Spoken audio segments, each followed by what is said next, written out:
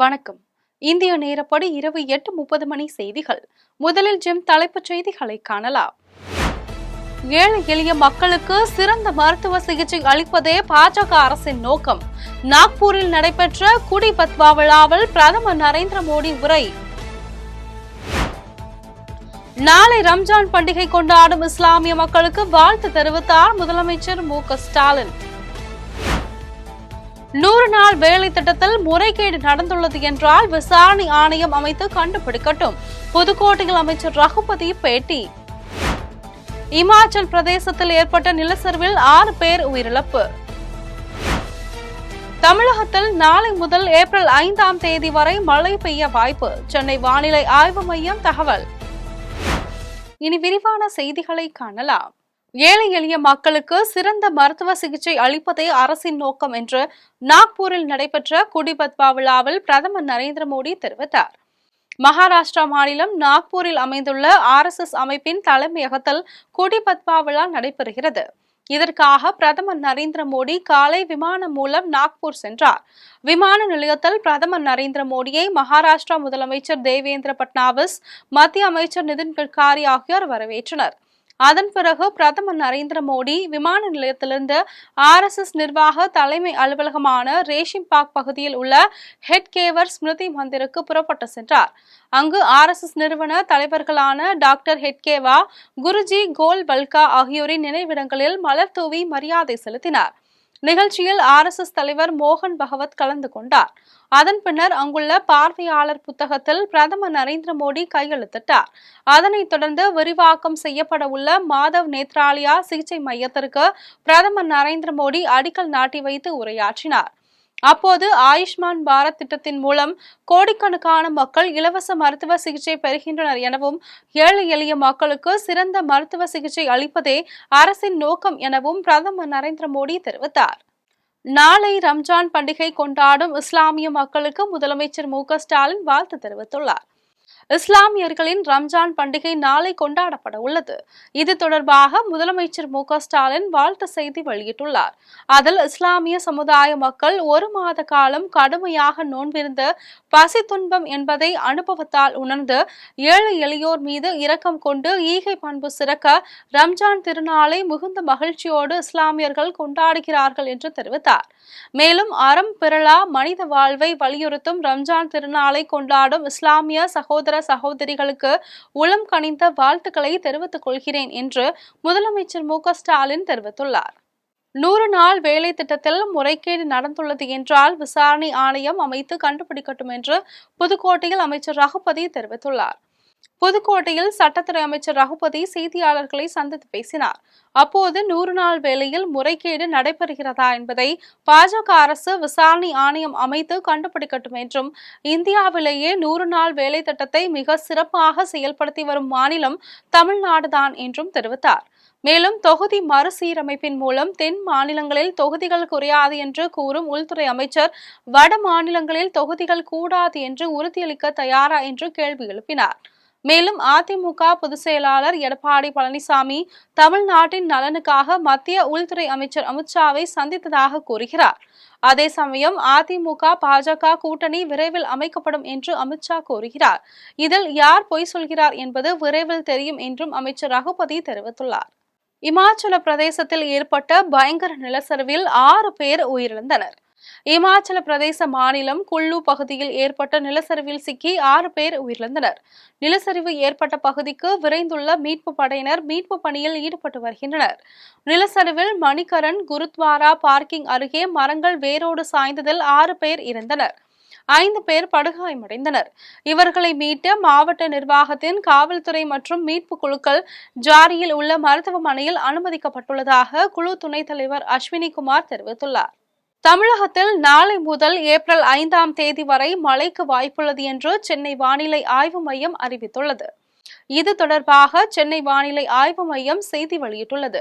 அதில் தென்னிந்திய பகுதிகளில் மேல் வளிமண்டல கீழடுக்கு பகுதிகளில் கிழக்கு மற்றும் மேற்கு திசை காற்று சந்திக்கும் பகுதி நிலவுகிறது எனவும், 30ஆம் தேதி தமிழகம், புதுவை மற்றும் காரைக்கால் பகுதிகளில் வறண்ட வானிலை நிலவக்கூடும் எனவும், 31ஆம் தேதியும் ஏப்ரல் 1ஆம் தேதியும் தமிழகத்தின் ஓரிரு இடங்களில் புதுவை மற்றும் காரைக்கால் பகுதிகளிலும் லேசானது முதல் மிதமான மழை பெய்யக்கூடும் என்றும் ஆய்வு மையம் தெரிவித்துள்ளது. மேலும் 2ஆம் தேதி கோயம்புத்தூர் மாவட்ட மலைப்பகுதிகள், தென்காசி, விருதுநகர், தேனி மற்றும் திண்டுக்கல் மாவட்டங்களில் ஓரிரு இடங்களில் கனமழை பெய்ய வாய்ப்புள்ளது என்றும், 3ஆம் தேதி நீலகிரி மற்றும் ஈரோடு மாவட்டங்களில் ஓரிரு இடங்களில் கனமழை பெய்ய வாய்ப்புள்ளது என்றும், 4, 5ஆம் தேதிகளில் தமிழகத்தில் ஓரிரு இடங்களில், புதுவை மற்றும் காரைக்கால் பகுதிகளில் லேசானது முதல் மிதமான மழை பெய்யக்கூடும் என்றும் சென்னை வானிலை ஆய்வு மையம் அறிவித்துள்ளது. கரூரில் இஸ்லாமியர்கள் ரமலான் திருநாளை கொண்டாடுவதற்கு 1640 இஸ்லாமியர்களுக்கு அமைச்சர் செந்தில் பாலாஜி அரிசி, மளிகை பொருட்கள் உள்ளிட்ட நலத்திட்ட உதவிகளை வழங்கினார். இஸ்லாமியர்களின் முக்கிய பண்டிகையான ரமலான் திருநாள் நாளை கொண்டாடப்பட உள்ளது. இதனை முன்னிட்டு கரூர் கோவை சாலையில் உள்ள தனியார் திருமண மண்டபத்தில் கரூர் மாவட்ட திமுக சார்பில் ரமலான் நலத்திட்ட உதவிகள் வழங்கும் விழா நடைபெற்றது. விழாவில் தமிழக மின்சார மற்றும் மதவிலக்கு ஆயத்தீர்வைத்துறை அமைச்சர் செந்தில் பாலாஜி கலந்து கொண்டு 1640 இஸ்லாமியர்களுக்கு ரமலான் பண்டிகையை கொண்டாடும் வகையில் பிரியாணி அரிசி, மளிகை பொருட்கள், மசாலா பொருட்கள் அடங்கிய நலத்திட்ட உதவிகளை வழங்கினார். இதில் அரவக்குறிச்சி சட்டமன்ற உறுப்பினர் இளங்கோ, பள்ளப்பட்டி நகர்மன்ற தலைவர் முனைவர் ஜான், திமுக நிர்வாகிகள் மற்றும் இஸ்லாமியர்கள் என ஏராளமானோர் கலந்து கொண்டனர். நிகழ்ச்சியில் அமைச்சர் செந்தில் பாலாஜி வழங்கிய நலத்திட்டங்களை பெற்றுக்கொண்ட இஸ்லாமியர்கள் நன்றி தெரிவித்தனர். நிகழ்ச்சியின் நிறைவில் அனைவருக்கும் அமைச்சர் செந்தில் பாலாஜி ரமலான் நல்வாழ்த்துக்களை தெரிவித்தார். தமிழ்நாட்டில் வெயிலின் தாக்கம் அதிகம் உள்ளதால் தொடக்கப்பள்ளி மாணவர்களுக்கு முன்கூட்டியே தேர்வு நடத்தி கோடை விடுமுறை விடப்படும் என்று தொடக்க கல்வி இயக்ககம் அறிவித்துள்ளது. 1ஆம் வகுப்பு முதல் 5ஆம் வகுப்பு வரையுள்ள மாணவர்களுக்கு ஏப்ரல் 21ஆம் தேதி வரை இறுதித் தேர்வுகள் நடைபெறும் என்று முதலில் அறிவிக்கப்பட்டிருந்தது. வெயிலின் தாக்கம் அதிகரித்துள்ளதால் அதிலிருந்து மாணவர்களை காக்கும் வகையில் தேர்வுகளை முன்கூட்டி நடத்த திட்டமிடப்பட்டுள்ளது. அதன்படி தொடக்கப்பள்ளி மாணவர்களுக்கு ஏப்ரல் 7ஆம் தேதி முதல் ஏப்ரல் 17ஆம் தேதி வரை தேர்வுகள் நடைபெறும் என்று தொடக்க கல்வி இயக்ககம் அறிவித்துள்ளது. அதிமுகவுடன் பாஜக கூட்டணி வைத்தால் தலைவர் பதவியை ராஜினாமா செய்து விடுவேன் என்று கோவை விமான நிலையத்தில் பாஜக மாநில தலைவர் அண்ணாமலை தெரிவித்துள்ளார். கோவை விமான நிலையத்தில் பாஜக மாநில தலைவர் அண்ணாமலை செய்தியாளர்களை சந்தித்து பேசினார். அப்போது 2026இல் நடைபெறும் தமிழக சட்டமன்ற தேர்தல் குறித்து பாஜக தலைமை உரிய நேரத்தில் அறிவிக்கும் என்றும், எனவும் தேசிய ஊரக வேலைவாய்ப்பு திட்டத்தில் திமுக அரசு முறைகேடுகளை செய்துவிட்டு மத்திய அரசு நிதி வழங்கவில்லை என குற்றம் சாட்டுகிறது எனவும் தெரிவித்தார். மேலும் தமிழகத்தின் வளர்ச்சியும் பாஜகவின் வளர்ச்சியும் தான் தனக்கு முக்கியம் எனவும், பிரதமர் நரேந்திர மோடி வரும் 6ஆம் தேதி ராமேஸ்வரம் மற்றும் ராமநாதபுரம் பகுதிகளில் நடைபெறும் நிகழ்ச்சிகளில் கலந்து கொண்டு பாம்பன் பாலத்தை திறந்து வைக்கிறார் என்றும் பாஜக மாநில தலைவர் அண்ணாமலை தெரிவித்தார். அண்ணாமலையை பொறுத்தவரை ஆகஸ்ட் 25, 2020 எதற்காக அரசியலுக்கு வந்தனோ அந்த வெறியும் அந்த பசியும் அந்த நெருப்பும் உள்ள எரிஞ்சுக்கிட்டு இருக்கு. அதே நேரத்தில் கட்சி முதன்மையானது. இந்த கட்சியில் நான் ஒரு தொண்டன். இந்த கட்சி முதன்மையானது. இந்தியாவினுடைய அரசியல் சரித்திரத்தை பார்க்கும்பொழுது பாரதிய ஜனதா கட்சியை பொறுத்தவரை நிறைய இடத்துல நாம் முடிவுகள் எடுத்திருக்கின்றோம். எல்லா முடிவுகளும் ஒரு தொலைநோக்கு பார்வையோடு தான் நம்ம முடிவு எடுத்திருக்கோம். அதனால் என்னை பொறுத்தவரை நான் தெளிவாக இருக்கின்றேன். நான் ஏற்கனவே உங்களுக்கு நிறையா பேசிட்டேன் டெல்லியில். என்னால் யாருக்கும் பிரச்சனை வராது. அதே நேரத்தில் மாற்றி மாற்றி பேசுகிறவன் அண்ணாமலை கிடையாது. அண்ணா போன வருஷம் அப்படி சொன்னீங்க, இந்த வருஷம் இப்படி சொன்னீங்க, 2025 ஜூனில் அப்படி சொல்லுவீங்களா? என்னுடைய ஸ்டாண்ட் எப்போவுமே ஒன்று தாங்கண்ணா. தமிழ்நாடு முதன்மையாக இருக்கணும், பாரதிய ஜனதா கட்சியினுடைய வளர்ச்சி இருக்கணும். அதில் என்னுடைய தனிப்பட்ட வளர்ச்சியோ இன்னொருடைய வளர்ச்சி முக்கியம் கிடையாது. அதனால் வருகின்ற காலத்தில் நீங்கள் பார்ப்பீங்க என்னுடைய ஸ்டாண்ட் எப்போவுமே கன்சிஸ்டன்ட்டுங்கண்ணா. சினிமாவில் கால்ஷீட் கொடுப்பதை போன்று அரசியலில் கால்ஷீட் படி ஈடுபட்டால் எப்படி என்று சென்னை கிழக்கு கடற்கரை சாலையில் நடைபெற்ற தண்ணீர் பந்தல் திறப்பு நிகழ்ச்சியில் தமிழக வெற்றி கழக தலைவர் விஜயை தமிழிசை சவுந்தரராஜன் விமர்சித்துள்ளார். சென்னை கிழக்கு கடற்கரை சாலை உத்தண்டி பகுதியில் பாஜக சார்பில் தண்ணீர் பந்தல் திறந்து வைக்கும் நிகழ்ச்சி நடைபெற்றது. நிகழ்ச்சியில் முன்னாள் தமிழக பாஜக தலைவர் தமிழிசை சவுந்தரராஜன் கலந்து கொண்டு தண்ணீர் பந்தலை திறந்து வைத்து பொதுமக்களுக்கு நீர்மோர் மற்றும் இளநீர், தர்பூசணி உள்ளிட்டவற்றை வழங்கினார். நிகழ்ச்சியின் முன்னதாக பிரதமரின் மன் கி பாத் நிகழ்ச்சியை காணொலி காட்சி மூலம் நிர்வாகிகளுடன் பார்த்தார். நிகழ்ச்சியை தொடர்ந்து தமிழிசை சவுந்தரராஜன் செய்தியாளர்களை சந்தித்து பேசினார்.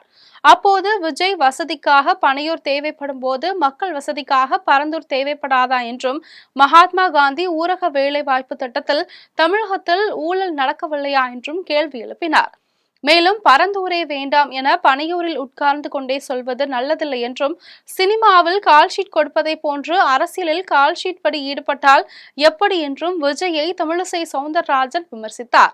விஜய் ஒரு கட்சி தலைவர் என்ற முறையில் திமுகவுக்கும் டிவிகேக்கும் தான் போட்டி அப்படின்னு எதுகை முனையில வேணா அது சரியா இருக்கலாம்.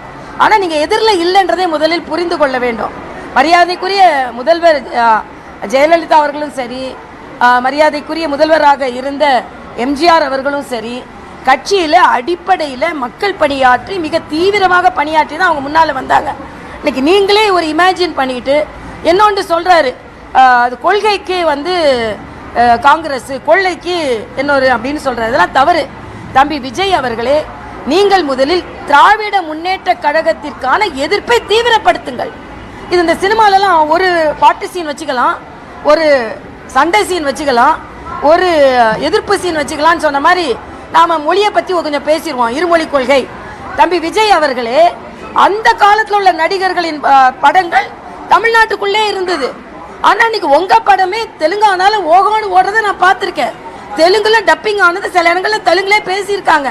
அப்போ விரிவுபடுத்தப்பட்ட வாழ்க்கையில் உங்களுக்கு பல மொழிகள் தேவைப்படும் பொழுது, இதே போல விரிவுபடுத்தப்பட்ட சவால்களில் குழந்தைகளுக்கும் இணைப்பு மொழி தேவைப்படுகிறது என்பதை புரிந்து கொள்ளுங்கள்.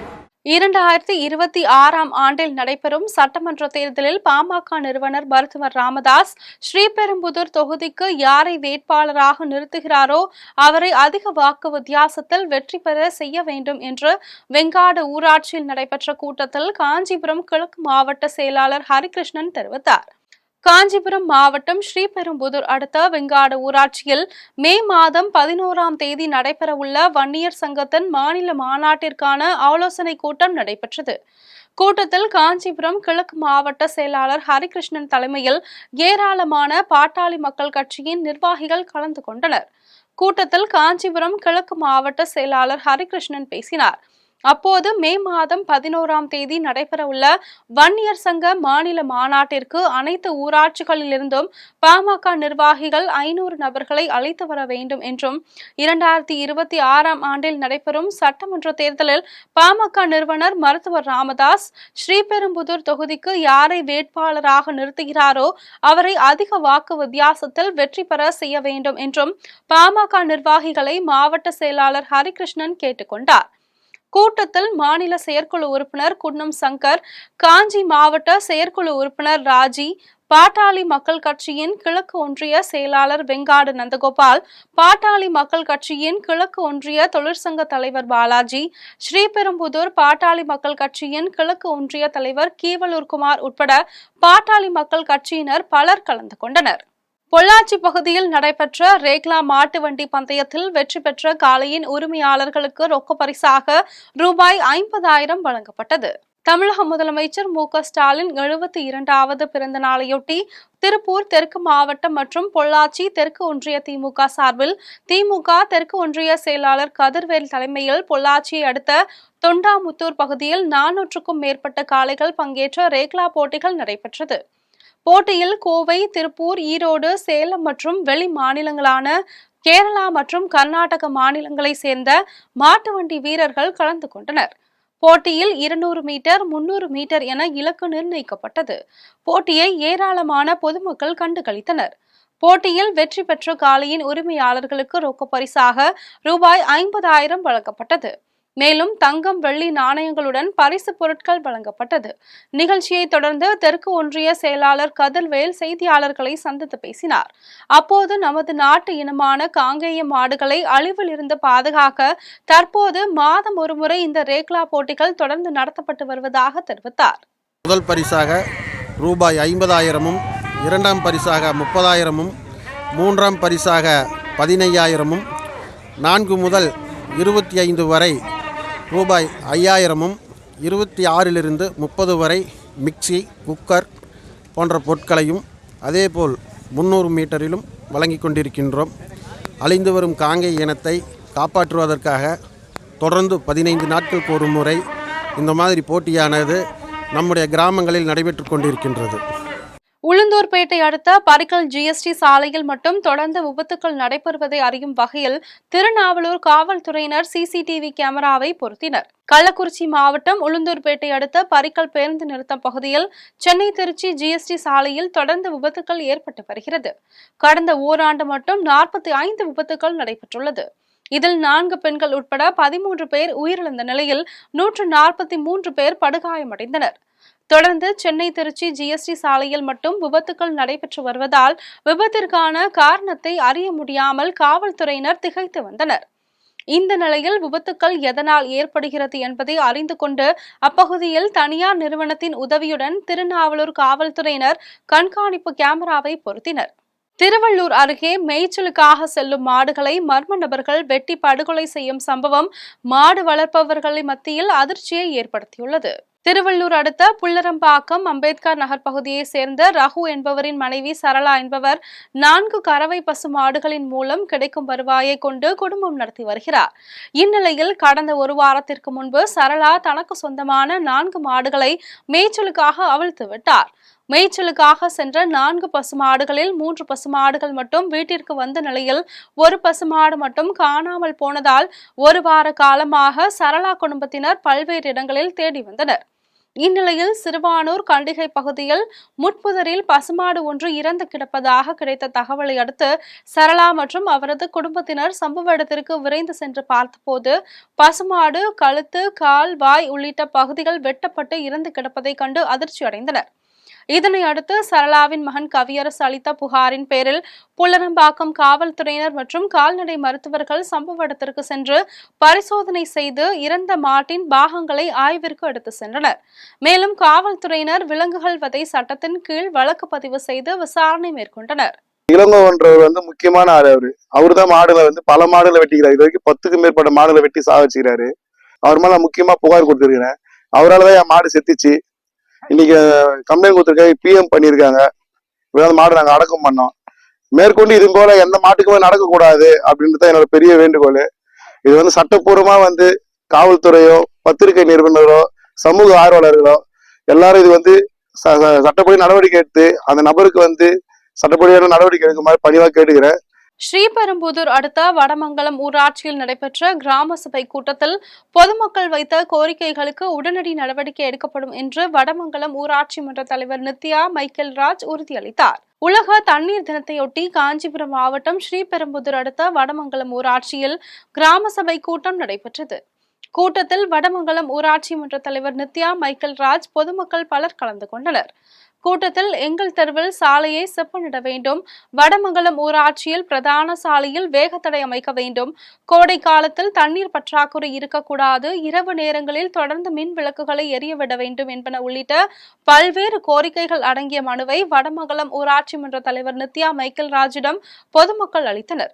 மனுவை பெற்ற ஊராட்சி மன்ற தலைவர் மைக்கேல் ராஜ் உங்களின் கோரிக்கைகளை மனுக்கள் மீது உடனடி நடவடிக்கை எடுக்கப்படும் என உறுதியளித்தார். கூட்டத்தில் வார்டு உறுப்பினர்கள், அரசு அதிகாரிகள், பொதுமக்கள் பலர் கலந்து கொண்டனர். கல்லிடைக்குறிச்சி நெசவாளர் காலனியில் சுற்றித் திரிந்த ஒற்றை கரடியை வனத்துறையினர் கூண்டு வைத்து பிடித்தனர். நெல்லை மாவட்டம் கல்லிடைக்குறிச்சி நெசவாளர் காலனி மற்றும் அயன் சிங்கம்பட்டி உள்ளிட்ட சுற்று வட்டார பகுதிகளில் கடந்த சில நாட்களாக இரவு நேரங்களில் ஒற்றை கரடி சுற்றித் திரிந்தது. இதனை பிடிக்க வேண்டும் என பொதுமக்கள் கோரிக்கை விடுத்து வந்த நிலையில் வனத்துறையினர் ஒற்றை கரடியை கூண்டு வைத்து பிடித்தனர். கம்பம் அருகே அனைத்திந்திய விவசாயிகள் சங்கம், United State of India Party அமைப்பின் அறிமுகம் மற்றும் கலந்தாய்வு கூட்டம் நடைபெற்றது. தேனி மாவட்டம் கம்பம் அடுத்த கேகேப்பட்டியில் உள்ள தனியார் திருமண மண்டபம் ஒன்றில் United State of India Party மற்றும் அனைத்திந்திய விவசாயிகள் சங்கமும் இணைந்து அமைப்பின் நிர்வாகிகள் அறிமுகம் மற்றும் கலந்தாய்வு கூட்டத்தை நடத்தியது. தேசிய தலைவர் செல்வ கணேசன் அறிவுறுத்தலின் பேரில் கூட்டத்திற்கு மாநில தலைவர் தன்ராஜ் தலைமை தாங்கினார். கூட்டத்தில் மாநில தலைவர் தன்ராஜ் பேசினார். அப்போது கூட்டத்தின் நோக்கம் பற்றியும் இயற்கை விவசாயம் பற்றியும் வருகின்ற சட்டமன்ற தேர்தலை சந்திப்பது என்பன உள்ளிட்ட முக்கிய நிகழ்வுகள் குறித்து பொதுமக்களுக்கு எடுத்துரைத்தார். கூட்டத்தில் மாநில உறுப்பினர் சேர்க்கை தலைவர் மணி, மனித உரிமை ஆணையத்தின் தெற்கு மண்டல ஒருங்கிணைப்பாளர் காளிராஜ் உட்பட 100க்கும் மேற்பட்ட விவசாயிகள், பொதுமக்கள் பலர் கலந்து கொண்டனர். கூட்டத்தின் இறுதியில் கம்பம் யூனியன் பஞ்சாயத்து தலைவர் பிரபு நன்றி தெரிவித்தார். நம் விவசாயிகள் உற்பத்தி செய்யக்கூடிய பனை மரங்களில், தென்னை மரங்கள் இருந்து ஒரு மரத்து ஜீனாக, ஒரு மரத்து கல்லாக ஒருவருக்கு 1/2 லிட்டரு 1 லிட்டருங்கிற அடிப்படையில் இத்தனை வயதுக்கு உட்படுத்தப்பட்டு இதை நாங்கள் தீர்மானப்படுத்தி கொண்டு வருவோம். மதுராந்தகம் அடுத்த எல்லன்புரத்தில் ஆக்கிரமிப்பு செய்துள்ள தங்களின் இடத்தை மீட்டு தர வேண்டும் என மாவட்ட நிர்வாகத்திற்கு லலிதா தர்மன் தம்பதியினர் கோரிக்கை விடுத்துள்ளனர். செங்கல்பட்டு மாவட்டம் மதுராந்தகம் அடுத்த எல்லன்புரத்தில் சர்வே எண் 31 1970ஆம் ஆண்டு முதல் தனது நிலத்தில் லலிதா தர்மன் வீடு கட்டி வசித்து வருகின்றனர். இவர்களின் மகன் கல்லூரியில் படித்து வருவதால் வீட்டை காலி செய்துவிட்டு செங்கல்பட்டு பகுதிக்கு சென்று வசித்து வந்தனர்.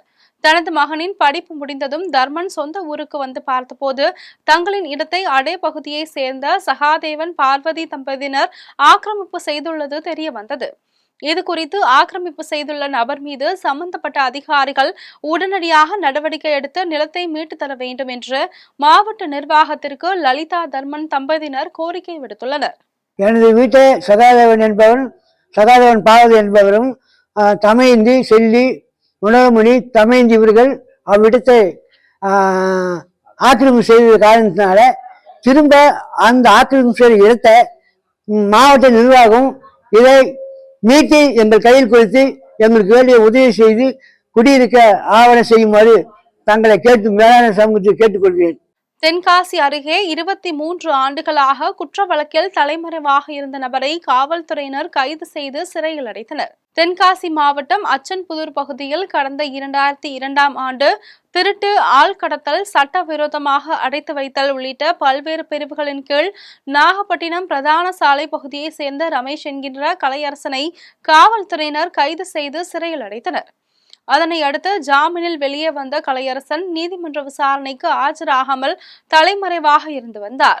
இந்நிலையில் தென்காசி மாவட்ட காவல்துறை கண்காணிப்பாளர் அரவிந்த் உத்தரவிட்டதன் பேரில் அச்சன்புதூர் காவல் உதவி ஆய்வாளர் சின்னதுரை தலைமையிலான தனிப்படை காவல்துறையினர் கலையரசனை தேடி வந்தனர். இதனிடையே நாகப்பட்டினத்தில் இருப்பதாக கிடைத்த தகவலின் பேரில் தனிப்படை காவல்துறையினர் விரைந்து சென்று கலையரசனை கைது செய்து சிறையில் அடைத்தனர். நாகப்பட்டினத்திற்கு விரைந்து சென்று கலையரசனை கைது செய்த தனிப்படை காவல்துறையினரை மாவட்ட காவல்துறை கண்காணிப்பாளர் அரவிந்த் பாராட்டினார். பெண்களின் ஆரோக்கியம் குறித்து விழிப்புணர்வு ஏற்படுத்தும் விதமாக கோவையில் வாக்கத்தான் நிகழ்ச்சி நடைபெற்றது. பெண்களின் ஆரோக்கியம் குறித்த விழிப்புணர்வு ஏற்படுத்தும் வகையிலும் பெண்களுக்கு ஏற்படும் கர்ப்பப்பை புற்றுநோய் குறித்து விழிப்புணர்வு ஏற்படுத்தவும் கோவை RS-புரம் பகுதியில் செயல்பட்டு வரும் தனியார் மருத்துவமனை சார்பில் விழிப்புணர்வு வாக்கத்தான் நிகழ்ச்சி நடைபெற்றது. இதனை கோவை மாநகராட்சி மேயர் ரங்கநாயகி கொடியசைத்து துவக்கி வைத்தார்.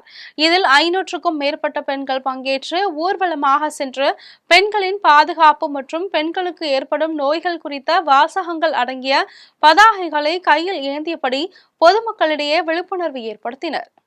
சங்ககிரி அருகே இருசக்கர வாகனத்தின் மீது கார் மோதிய விபத்தில் இருசக்கர வாகனத்தில் சென்றவர் சம்பவ இடத்திலேயே பரிதாபமாக உயிரிழந்தார். சேலம் மாவட்டம் சங்ககிரியை அடுத்த வைகுந்தம் வாழக்குட்டை பகுதியை சேர்ந்த விவசாயி பால்ராஜ் என்பவர் இருசக்கர வாகனத்தில் மதியம் சங்ககிரிக்கு சென்றுவிட்டு வீட்டிற்கு செல்வதற்காக வைகுந்தம் நோக்கி சென்றார்.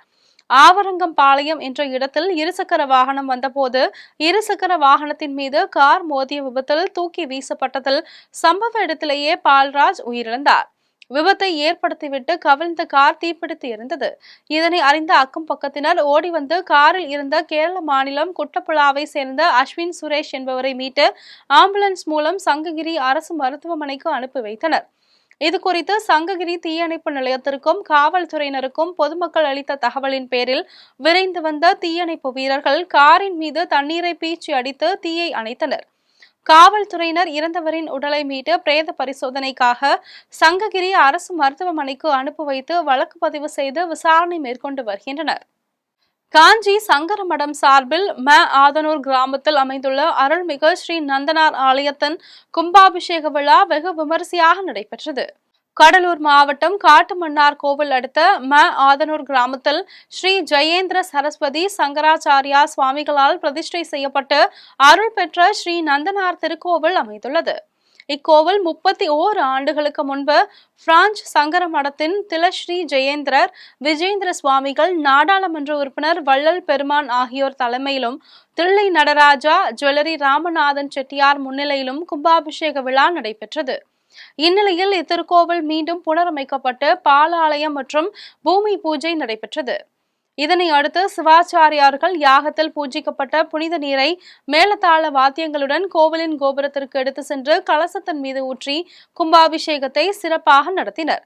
அதன் பின்னர் கோவிலில் திரண்டிருந்த பக்தர்கள் மீது புனித நீரை தெளித்தனர். விழாவிற்கான ஏற்பாடுகளை காஞ்சி சங்கர மடத்தின் தர்மசன் மார்க்க ஷனாஸ்தபதி பரமகுரு ஆதனூர் கிராம பொதுமக்கள் செய்திருந்தனர். இதில் டாக்டர் அன்புச்செல்வம், முன்னாள் ஊராட்சி மன்ற தலைவர் மகேஸ்வரி, நாகராஜன் உட்பட கிராம மக்கள் பலர் கலந்து கொண்டு ஸ்ரீ நந்தனாரை வழிபட்டனர். மீண்டும் தலைப்புச் செய்திகள். ஏழை எளிய மக்களுக்கு சிறந்த மருத்துவ சிகிச்சை அளிப்பதே பாஜக அரசின் நோக்கம். நாக்பூரில் நடைபெற்ற குடி பத்வா விழாவில் பிரதமர் நரேந்திர மோடி உரை. நாளை ரம்ஜான் பண்டிகை கொண்டாடும் இஸ்லாமிய மக்களுக்கு வாழ்த்து தெரிவித்தார் முதலமைச்சர் மு.க.ஸ்டாலின். 100 நாள் வேலை திட்டத்தில் முறைகேடு நடந்துள்ளது என்றால் விசாரணை ஆணையம் அமைத்து கண்டுபிடிக்கட்டும். புதுக்கோட்டையில் அமைச்சர் ரகுபதி பேட்டி. இமாச்சல் பிரதேசத்தில் ஏற்பட்ட நிலச்சரிவில் 6 பேர் உயிரிழப்பு. தமிழகத்தில் நாளை முதல் ஏப்ரல் 5ஆம் தேதி வரை மழை பெய்ய வாய்ப்பு, சென்னை வானிலை ஆய்வு மையம் தகவல். இத்துடன் செய்திகள் நிறைவடைகின்றன. மீண்டும் செய்திகள் நள்ளிரவு 12 மணிக்கு. உடனுக்குடன் செய்திகளை காண GemLive.tv என்ற இணையதளத்தில் இணைந்திருங்கள். நன்றி, வணக்கம்.